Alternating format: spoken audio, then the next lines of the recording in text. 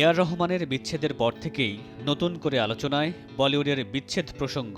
সেই সঙ্গে আলোচনায় সবচেয়ে বড় বাজেটের বিচ্ছেদের গল্প। কোনো কোনো তারকাকে দিতে হয়েছে তার মোট সম্পদের অর্ধেক, আবার কাউকে গুনতে হয়েছে শত কোটি টাকা।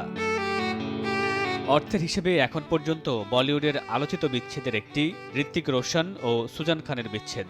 2014 সালে ভেঙে যায় এই দম্পতির 14 বছরের সংসার।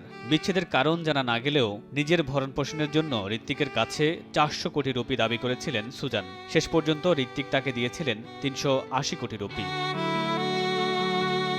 বলিউডের মিস্টার পারফেকশনিস্ট আমির খান তখনও ক্যারিয়ারের সাফল্য পাননি। সে সময় বিয়ে করেছিলেন রীনা দত্তকে। একসঙ্গে 16 বছর সংসার করার পর বিচ্ছেদ হয় এই দম্পতির। সেই সময় বিচ্ছেদের কারণে রীনাকে 50 কোটি রুপি দিয়েছিলেন আমির।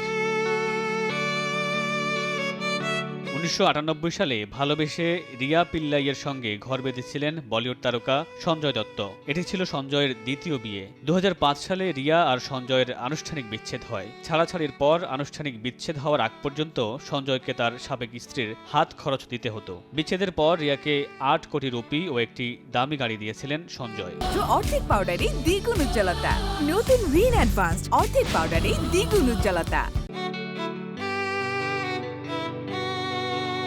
2003 সালে অভিনেত্রী কারিশমা কাপুরের সঙ্গে বিয়ে হয় সঞ্জয় কাপুরের। 13 বছরের সংসারের বিচ্ছেদ ঘটে 2016 সালে। বিচ্ছেদের পর ভরণপোষণের জন্য সঞ্জয়ের কাছ থেকে 7 কোটি রুপি পেয়েছিলেন কারিশমা।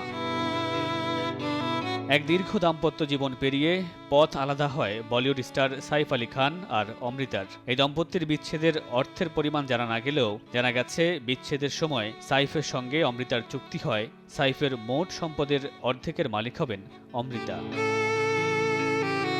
মামুনুর রশীদ পনেল, সময় সংবাদ।